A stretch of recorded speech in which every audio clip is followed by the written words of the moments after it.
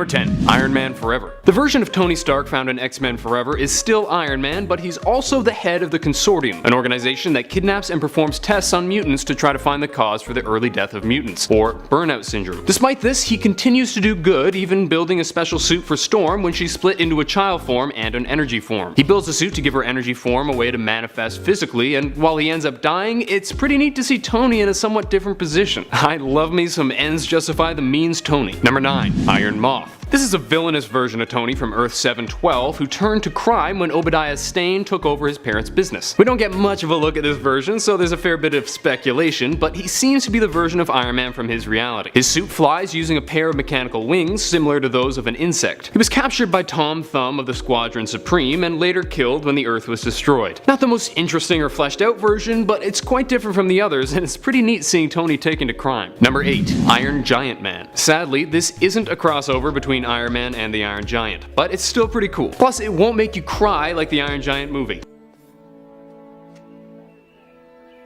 Iron Giant Man was from Earth 1298, the Mutant X universe. Here we see evil versions of various Avengers and X-Men, with a corrupted Professor X ruling supreme. Iron Giant Man seemed to be a combination of Iron Man and Giant Man, and he looked pretty damn cool. With the high-tech suit and weapons of Iron Man being powerful already, making them way bigger is a surefire way to make him even more dangerous. Sometimes size does matter. Number 7. The Man in the Iron Mask. No, not the movie, although now I totally want to watch that movie. I'm talking about the Iron Man from Earth 9591, whose origin story is somewhat different from our own. Rather than being captured out east, Tony was injured by a grenade from the National Guard while trying to mediate a protest. He ended up making a similar armor to what we're used to and formed the Avengers with Hank Pym and Stephen Strange. But sadly their Quinjet was soon shot down and they died. Still, I just love that his persona was so much more poetic in this universe. Number 6. Pun Iron Man. When this idea popped into my head, I thought I was such a genius. Hey, Iron Man sounds like the iron you use to press your clothes. I'm so clever. But then I googled it and apparently it's already very much a thing. And it's incredible. I'm actually impressed at how amazing some of the pictures are. Even though the joke itself is pretty on the nose and lame, the comics are actually pretty great. Number 5. Weapon X Iron Man. This Iron Man is from Earth 2020, not to be confused with Arno Stark, the Iron Man from year 2020. Marvel's tricky like that. This Iron Man is Tony himself, and he replaced Deadpool on the reality jumping Weapon X team, the more brutal version of the Exiles. This was a totally ruthless version of Tony, who had started a world war in his own world, and was eventually sent back to pay for his crimes. As you may know, I quite like seeing heroes go bad, so this is definitely a cool version of me. Plus the suit is pretty groovy. Number 4. Xeron Armor Iron Man. This was a version of Tony from What If Newer Fantastic Four from Earth 9266. In this reality, the Fantastic Four were killed by a rogue Skrull and were replaced by Hulk, Spidey, Ghost Rider, and Wolverine. After Thanos erased half of all life, Iron Man stepped in to take the place of the now gone Ghost Rider. Tony managed to get his hands on the armor of the celestial Xeron, which he entered and controlled telepathically. Using the power of the negative zone, he fought Thanos with his most powerful armor yet, and lost. But Wolverine and Spidey ended up saving the day, so it's all good. Number 3. AI Iron Man. While we've seen AI versions of Iron Man a few times over the years, probably the most famous of these nowadays is found in the Superior Iron Man comics. Here, a corrupted Tony is reigning over San Francisco with the help of his Extremis app. Luckily, 7 years prior to this, Tony had made a backup of his consciousness that ended up manifesting itself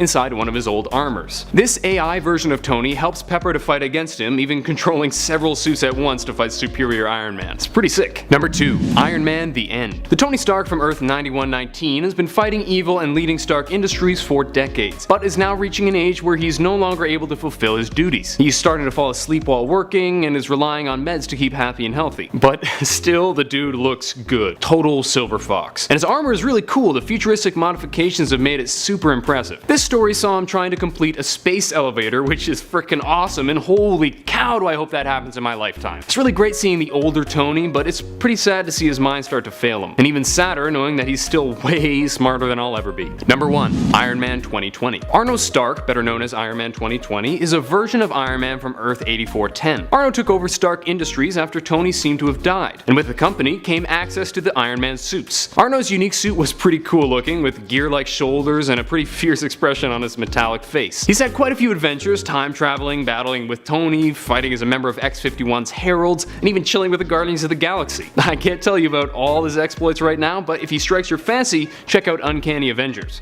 It's good stuff. Number 10. Teen Tony. When Tony Stark was out of control due to Immortus, the Avengers sought out help in a younger version of Tony. This teenage version hadn't begun his Iron Man heroics yet, having only just created a prototype gauntlet. After getting caught up in an Avengers adventure and helping Tony escape the control of Immortus, Teen Tony takes up in the Avengers mansion. While at first he was reluctant to create a full Iron Man armor, he eventually had to use one to combat Frostbite, even making his own armor that made use of holograms. All in all, Teen Tony was a pretty cool version, and it was neat to see a younger Tony taking on the mantle. Number 9. Iron Knight. Iron Knight is a version of Iron Man from Earth 398, wherein Morgan Le Fay used a reality distortion wave to set the world in medieval times. Sounds like kind of a corny comic book concept, and it is, but that's totally fine with me because it combines two of my favorite things, superheroes and medieval times. In this reality, while many heroes look quite different, Iron Man only went through a slight change, making his armor look more like a knight's armor, but with the same coloration. I love this version so much, and honestly, I'd love to read a series of the medieval heroes. It's so cool. Number 8. Andros Stark. Andros Stark comes from Earth 8912 and is the grandson of Arno Stark, living in the late 21st century. After Iron Man's suits are outlawed, Andros decides that he's had enough with following the rules and uses his grandfather's armor. With the help of Doctor Doom, he was preparing to take over the Earth before Merlin sent for the Iron Man and Doctor Doom from our universe. When Tony first fought Andros, he found himself outmatched due to the futuristic tech on Andros' armor, which, let's be real, is pretty freaking cool. Although knowing how sick the modern Iron Man suits are in just 2017, it seems that the writers in 1989 underestimated how quickly Tony's suits would improve. Bleeding Edge would wipe the floor with Andros. But fortunately for Tony, soak in the power of Excalibur. Number 7. Andros Stark 2099. Yep, Andros Stark is back at it again, but this time he's Tony Stark's grandson from the year 2099. In his reality of Earth TRN 509, Tony created an artificial intelligence similar to Ultron that was called Vortex, that was supposed to help mankind, but really just decided to exterminate humanity. Andros went back to the past in an attempt to stop this and ended up succeeding. And his armor, it's super futuristic and way cool looking and straight up a lot better than Tony's armor. Andros even claimed that comparing their armors is like comparing a calculator to a supercomputer. His suit lets him teleport and travel through time. Did I mention it looks fierce as hell? Yeah. Number 6. Marvel Iron Man. The Marvel series was pretty weird, but I love the crap out of it. It basically just points out all the cliches and silly things found in comic books, like how you can beat the crap out of someone no problem, but God help you if you say a bad word. That's just swell. The Iron Man of Marvel looks pretty similar to our usual Tony and has something of the same attitude, but is much more open about his shortcomings. And apparently he likes to bonk bad guys on the head. That said, he was defeated rather easily by none other than Rush Limbaugh. Like I said, Marvel was weird. Number 5. Rhodey Stark. Rhodey Stark was a futuristic granddaughter of Tony from the year 3030, of course named after Tony's friend James Rhodes. It's unclear if she's actually his granddaughter or if she just didn't want to say great-great-great-great-great-great-grandfather since she's from 3030, but she's at least his descendant. Rhodey came back to our time to help Tony prevent the Earth from crashing into another planet. Her suit is really unique and cool looking and has the ability to replicate itself, creating smaller droid-like versions. She's also apparently super smart, claiming to be even smarter than Tony. Although, let's be real, if she's related to Tony, she may just be boasting to grind his gears. Either way, Rhodey Stark is a damn cool Iron Man. Number 4. Antonio Stark. Antonio Stark was the Iron Man of the Ultimate Universe, hailing from Earth 1610. He has a similar past to our own Tony, although he spent a good deal of his youth working on his own projects with a separate company from Stark Industries. As usual, he had a health scare and ended up becoming Iron Man, and had a pretty freaking awesome looking suit, as you can see. His story is a strange one, with thrills, chills, infinity gems and brains, fun. What? Oh. Yeah, he had an infinity gem in his brain that the maker removed. Long story, but that isn't the weirdest thing about his brain, because there's a whole other version of Tony found inside Antonio, which brings me to my next point. Number 3. Brain Tumor Iron Man. That's right. In the Ultimates universe, the aforementioned Antonio Stark had a brain tumor that he named Anthony. Why name a brain tumor? Well, because it had developed its own consciousness, of course. Sounds about right. Anthony can only be seen by Antonio Stark and other AIs and can interface with technology, able to act completely of its own accord, separate from Tony. Anthony is incredibly useful in the Ultimates comic, particularly when dealing with other AIs. But let's be real, the fact that a brain tumor accomplishes more than I possibly could accomplish in my life is kinda depressing. Number 2. Porno Stark. This Stark was found in the Avengers XXX parody. That's right, this is the one time when you're watching Iron Man that you have absolute proof that he's good with the ladies, because you see him with the ladies. Now, I'm not exactly an expert on this film, but I watched some clips while researching for this video, and honestly, Dale DeBone, who plays Tony, is actually pretty good. He totally sounds like Robert Downey Jr. at times, and while the camera work is lousy and the other actors are so terrible, he's actually pretty good. Although, compared to the awful Hawkeye, anyone would look good. Also, I gotta say, Dale DeBone is one of the best porn names I've ever seen. Number 1. Cinematic Universe Iron Man. This is honestly one of my favorite versions of Iron Man because Robert Downey Jr. not only does the character justice, but straight up improves the character. And while Tony Stark is usually witty and charming, Downey's incredibly natural and sarcastic deliveries made the character even better.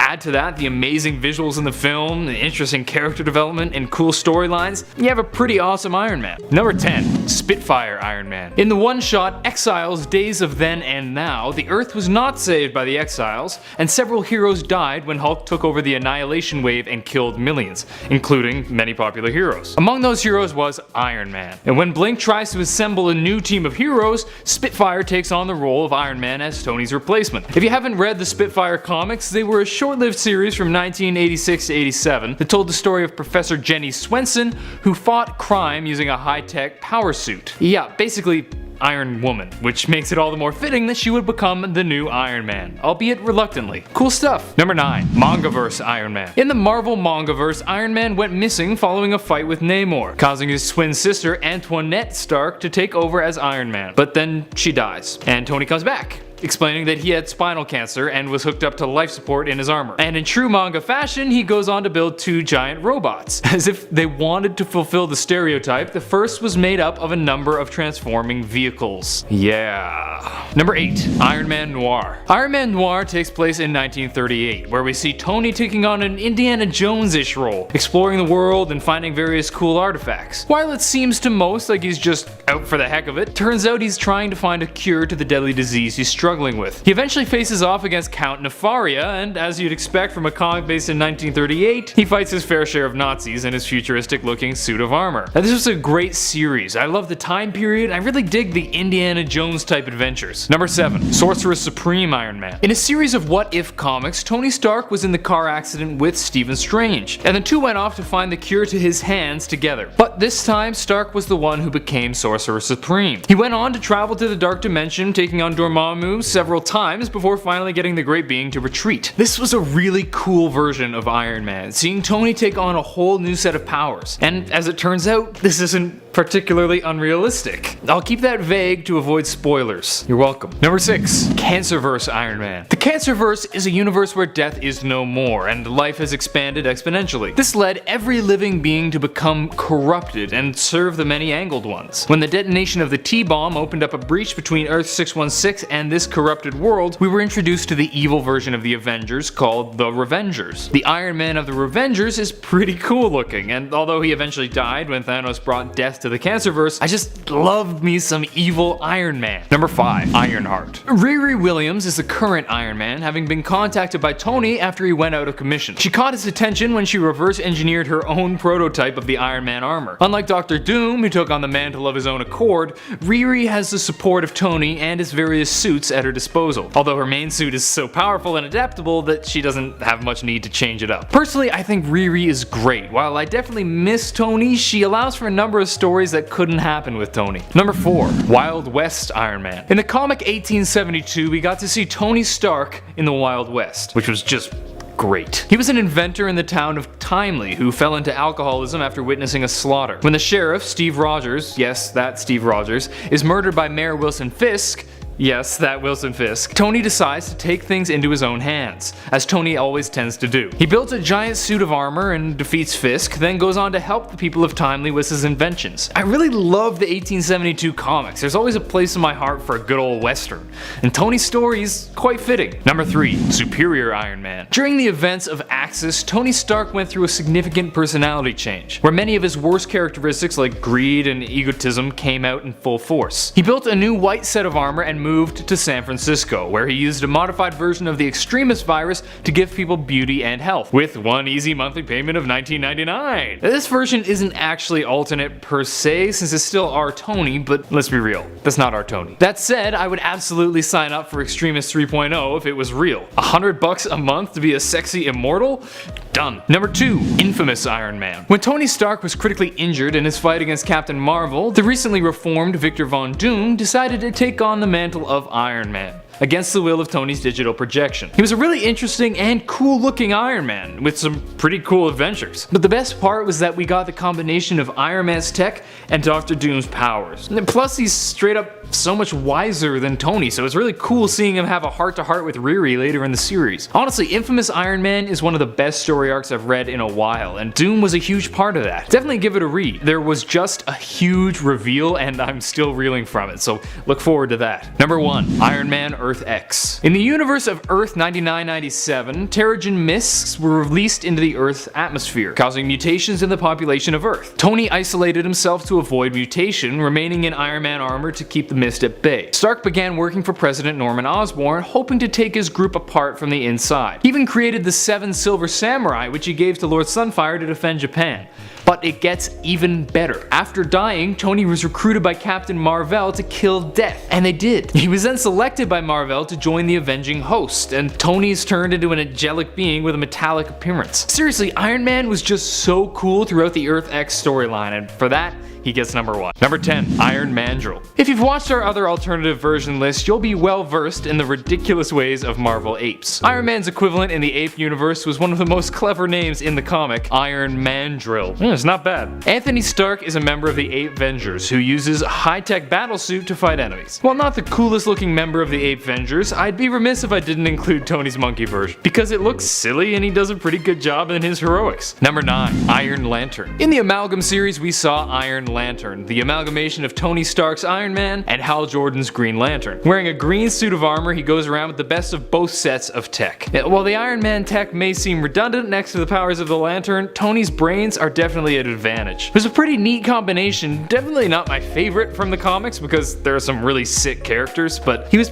pretty great and looked damn cool. Number 8. Iron Maniac. First appearing in Marvel Team Up Volume 3 Number 2, we got to see an evil Iron Man, which is just swell. Iron Maniac is from a reality where the majority of the Avengers were killed by the alien Titanus since they were disassembled when he attacked. This version took on a Dr. Doomish identity to protect the world against a power-hungry Reed Richards. After being transported to our Earth 616 by Reed Richards, he's thrown into battle with our Fantastic Four and other heroes and continues to fight them after gaining control of the LMD Diamondback. All in all, he's a really cool version of Stark, even if it is a bit frustrating that he insists on being evil. I was kind of hoping he'd have a change of heart, but c'est la vie. Number 7. James Rhodes. Okay, this one's kind of a cheat because he doesn't usually go by Iron Man but rather War Machine, but I just know that I'd get yelled at if I left him off the list. Plus, he did pretend to be Iron Man for a time before the armor messed with his brain. Rhodey took over as Iron Man for a time when Tony's alcohol problem caused him to be incapable of wielding the Iron Man suit responsibly. After being successful in his first stint with the suit, Stark suggested that he remain as Iron Man while Tony relaxed. And he was a pretty sick Iron Man. Sure, he didn't have the sarcastic charm that makes me love Tony, but he still did a pretty bang up job. Number 6. Zombie Iron Man. This Tony Stark of Earth 2149 was turned into a zombie by the recently zombified Fantastic Four. He then went on to fight against Silver Surfer with the other zombie heroes, being imbued with the power Cosmic after chomping into the big guy. Then he later helps to defeat Galactus and later the Skrulls before consuming the Skrull planet. While not the most imaginative version, since the whole world was full of zombie heroes, it's always endlessly entertaining to watch our favorite heroes chowing down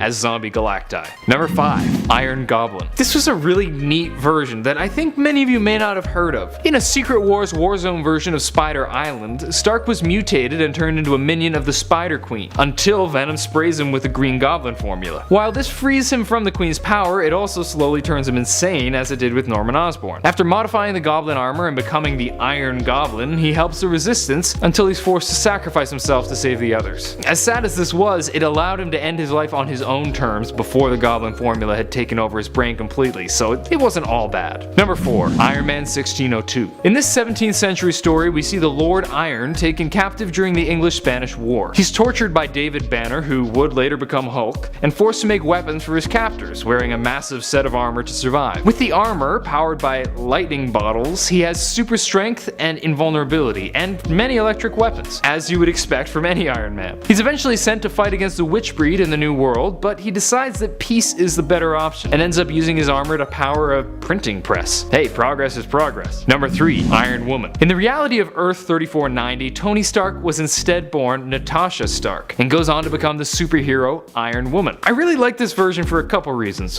For one, there are really few versions of Stark where he's a female, so that's neat to see. Plus, this change was hugely significant in terms of plot. Since Stark was romantically involved with Steve Rogers and eventually married him, the Civil War storyline never took place. It's a really cool version and a pretty well thought out storyline. Number 2. Avatar's Iron Man. In the miniseries Avatar's Covenant of the Shield, the Iron Man of Earth was Ironheart, a champion of the realm with a huge set of armor which gave him incredible strength. This is probably one of the most straight up badass Iron Mans out there, just this hulking Goliath who smashes heads in a fantastical world. He fights a fair bit against the 6 most sinister, fighting Sandstorm, who's Sandman, and later Iron Cross. As many of you know, I really love the Avatar storyline, and Ironheart was definitely one of my favorite characters. Number 1. Age of X Iron Man. While still named Iron Man in this series, Tony prefers the name Steel Corpse, which is just morbid as hell. This is because in this reality he was infected by a disease supposedly of mutant origin that caused him to be bonded with his armor permanently, with his flesh slowly being consumed by his armor. He joins the Avengers in trying to exterminate the mutants, but when an emergency override causes the suit to try to kill a group of children, he demands that Captain America end his life, which the Cap reluctantly does. This was such a cool story and really quite sad, but it was really a matter of time for him anyway. At least he was able to choose when he went. Number 10. Mark 1, the OG. Objectively, this is probably the worst of the armors, which is kind of understandable since it was built secretly in a cave and he'd never done it before. That said, this was the armor that started it all and allowed Tony to escape from his captors and return to the United States. This was pretty similar to the movie, with the big bulky suit that increased his strength, had a flamethrower and boot jets. He also had cluster bombs and a unibeam in his chest. While this certainly isn't the look most people associate with Iron Man, and it's the lamest looking of his suits, it's still an important part of Iron Man's history. Number 9. Mark 6. Hydro Armor. This armor was built to let Tony go deeper into the ocean for longer amounts of time than his other suits, and it certainly served that purpose. It had modified repulsors and boot jets for underwater combat and travel, it shot mini torpedoes, was able to electrify itself, it had enhanced life support for the increased pressure, and could even release black ink clouds like an octopus. The only problem I have with it is the helmet. Why did it have to be just that clear bubble? It seems like the artist wanted to make absolutely clear that it was a scuba suit, but come on, it's Iron Man. Don't just shove a diving helmet over a normal helmet and call it a day. Have some panache. Number 8. Mark 30. Battle Argonaut Armor. We didn't get to see a whole bunch of this armor, but it's pretty nifty. First of all, as I've said countless times on these lists, just look at it. It looks totally bomb. That suit is whack. I'm jelly of its aesthetics. It's so hard not to call it cool, but y'all complain when I say cool too much, so there you go. What's neat about this armor is that it was made of carbon nanotubes and ceramics reinforced with adamantium, so it was pretty darn close to indestructible. Sadly, it was destroyed by the subterranean Argonauts' anti-metal, but it was pretty sick while it lasted. Number 7. Mark 26 Anti-Radiation Armor. This armor utilized a unique compound called RG-27, which had the ability to neutralize gamma radiation, absorbing it into the suit and converting it into power. This allowed the suit to enter irradiated areas and even clear them of radiation. While it is rather specialized and not as useful in most circumstances, it would be highly effective against villains like Red Hulk, who depend on radiation to feed their power. And as always, it looks pretty wicked. Number 6. Mark 40 Anti-Titanomech Armor. This suit was built by Tony in secret while he was the captive of the Mandarin. He was being forced to build Titanomechs for the Mandarin alongside a number of other captive villains, including Zeke Stain. This suit was designed to be highly durable to be able to survive the assault of the Mandarin and his Titanomech machines. It looks quite eclectic since it was built using scavenged parts, but it was not without its benefits. It was able to interface with the Swarm, a bunch of tiny repulsor-powered computers that Tony used to create a giant awesome cannon. Not bad for an improvised suit. Number 5. Mark 42 Repulsor Core Armor. I mentioned this armor in a previous video as it's the one that Tony controlled remotely while he was out in space with the Guardians of the Galaxy. This armor remained on Earth to defend the planet in Tony's absence, controlled by the Stark Omniversal multitasking software. It was powered by several repulsor tech cores, as you can see throughout the suit, and was highly modifiable, similar to the Mark 41. Not too shabby. Number 4. Mark 15 Spiky Armor. Okay, the name is a work in progress, but the armor is pretty great. While under the influence of Kang, who is actually Immortus, Tony busted out a suit that is basically just a cooler, slightly more evil looking suit with spikes on it. It was souped up with wide angle repulsors, allowing him to fire them across a larger surface, as well as a number of other weapons like heat beams, cryonics, and even acid. The suit could even heat up to melt enemy weapons. But really, it was changed mostly to look scarier. And as far as I'm concerned, it worked. I wouldn't mess with him. Number 3.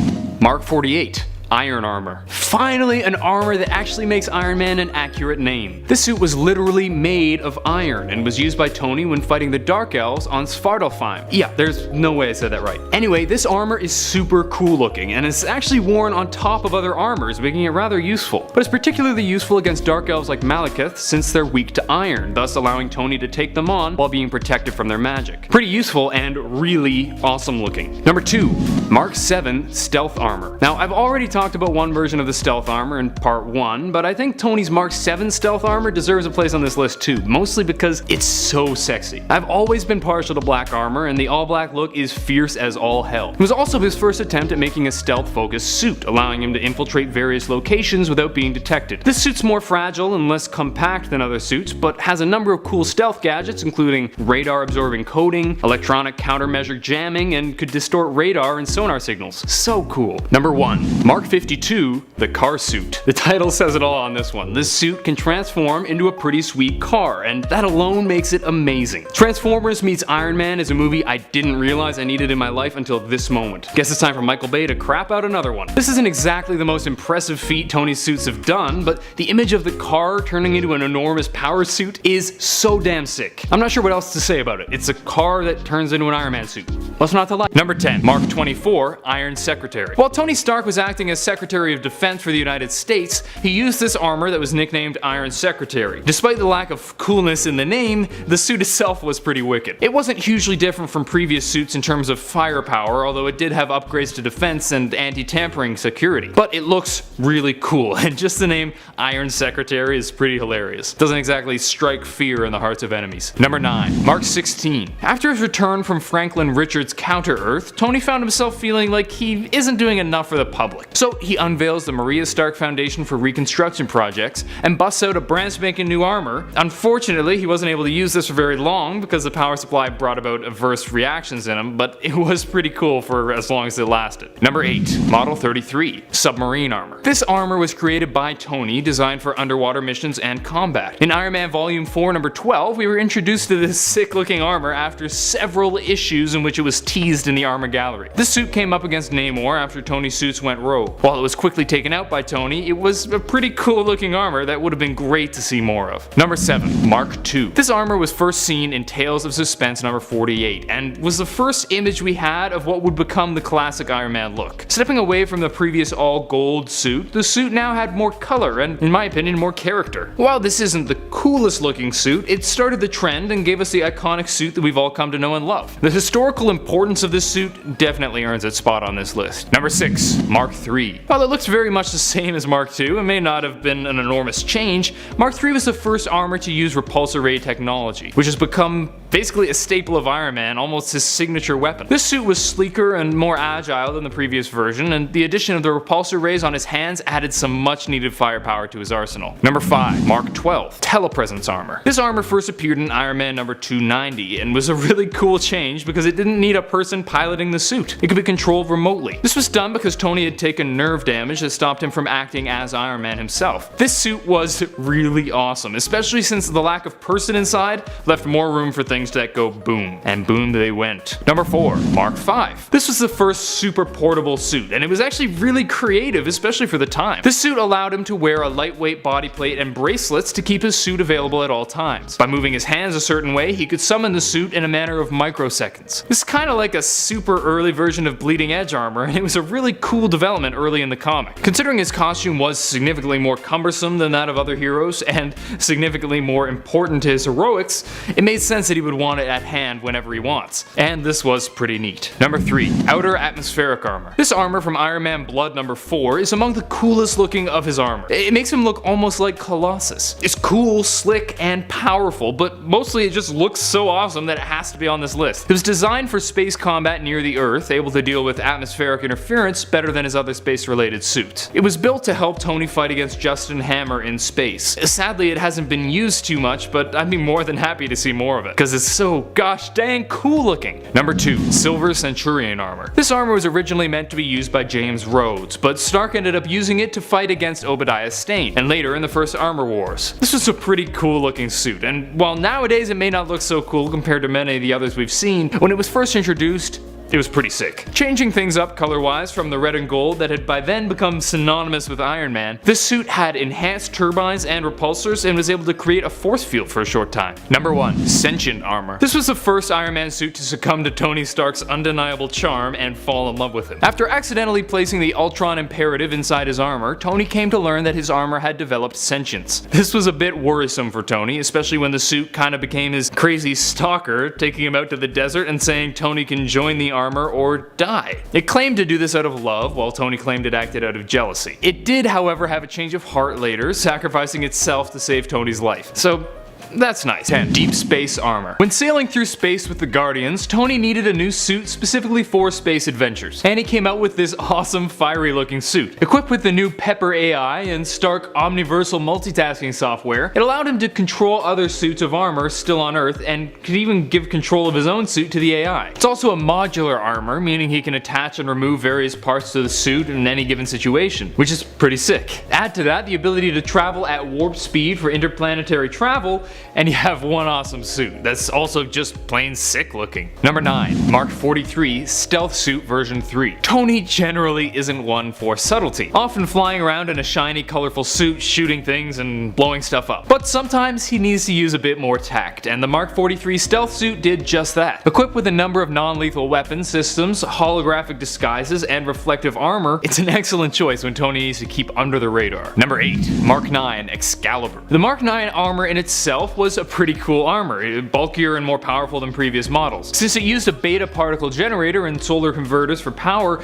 it was so strong that Stark was actually reluctant to use it at first. But it got even cooler when Iron Man was searching for the scabbard of Excalibur. The armor interacted with the power of Excalibur, becoming imbued with magical power. This changed his attacks to be of a magical source and made him invulnerable. Now granted, it also gave him a ponytail, which kinda sucked, but other than that, it was really sick. Too bad stupid Merlin ruined it all. Number 7. War Machine. Now true, this armor generally isn't used by someone calling themselves Iron Man, but this is one of the most famous and coolest armors out there, and it was created by Tony Stark, so it totally counts. The War Machine suit was built for, well, war, armed with heavy artillery that can unleash insane devastation. Used primarily by James Rhodes, it has long been a fan favorite, with some people preferring it to the classic Iron Man armor. Personally, I'm partial to black armors, so the color alone makes me love War Machine, but the awesome explosives are pretty great too. Number 6. Mark 41 Bones. This was a suit shown in Iron Man 3 that was really cool because it was made with modifications in mind. It was a skeleton suit that could be modified with pieces of other suits, allowing it to be highly versatile and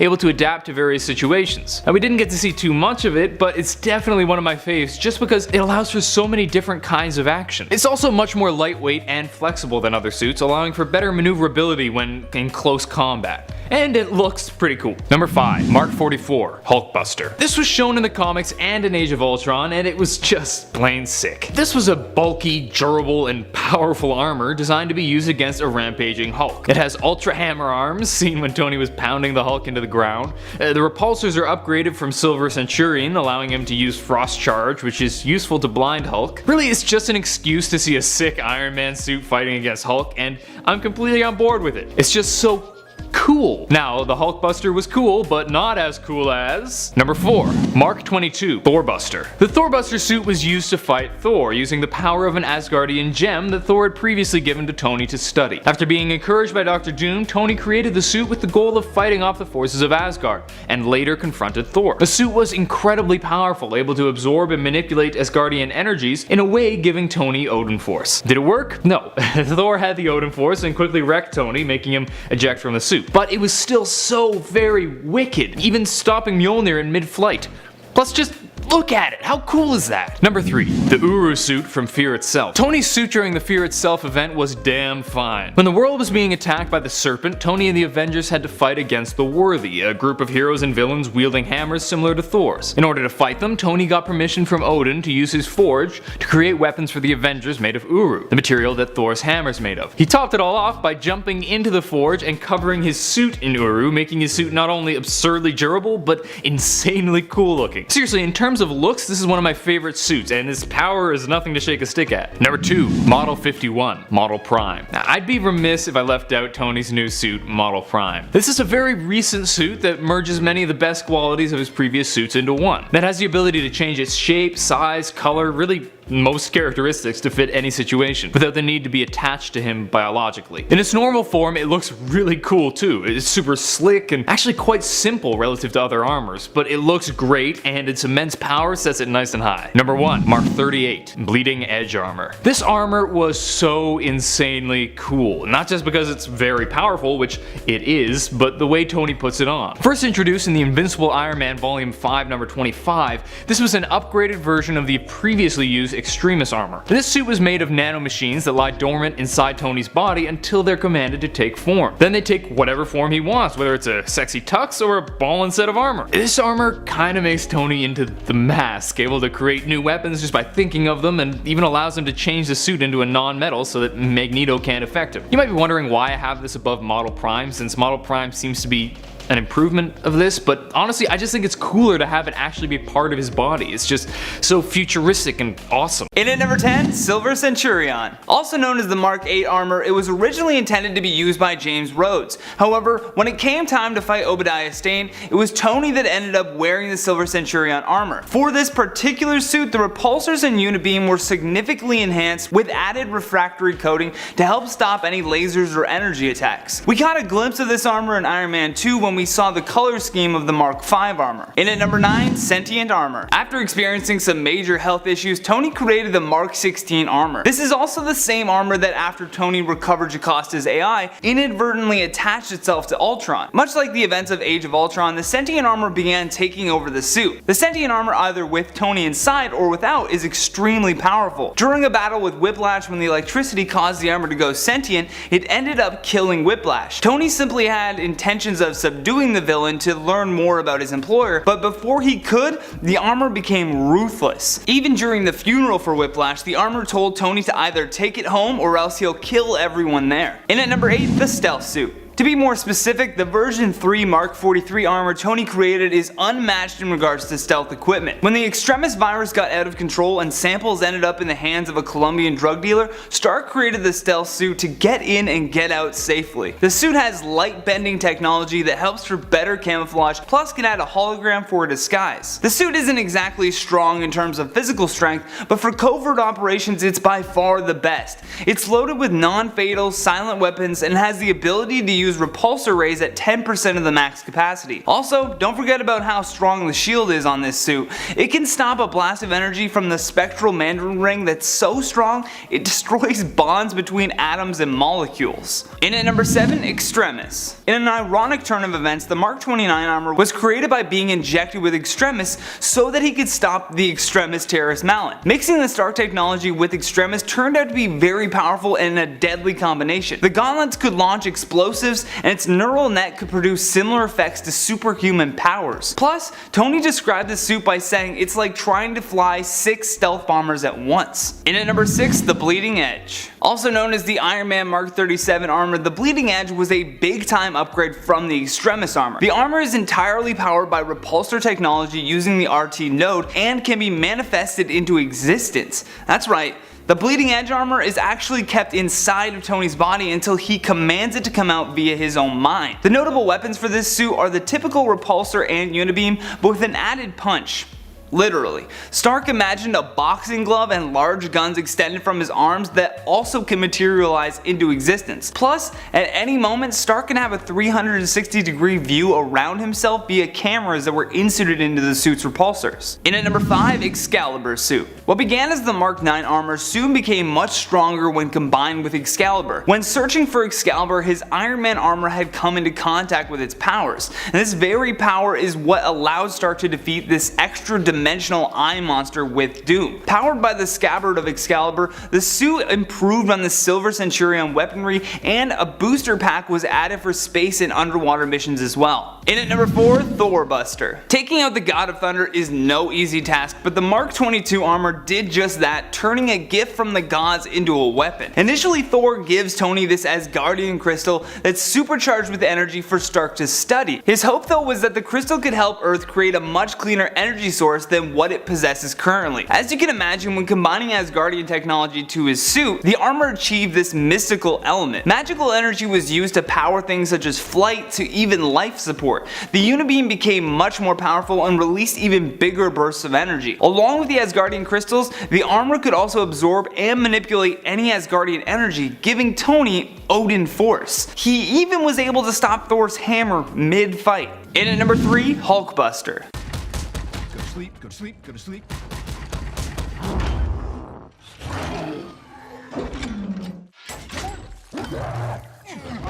In both Avengers Age of Ultron and Infinity War, we got to witness the sheer strength of the Mark 44 armor, also known as the Hulkbuster. If the name alone doesn't intimidate you, allow me to get into the finer details. It's an extra heavy-duty modular armor that was meant to basically keep the Hulk in check if he gets too crazy. The design for the film is based on the Hulkbuster armor in the comics and has much of the same weaponry. The strongest part about this version of Iron Man is the regenerative armor it has. With its prehensile technology, it can automatically replace any damaged armor. My favorite part is the micro punching repeater, for which Tony uses to make the Hulk sleep. In at number 2, Civil War.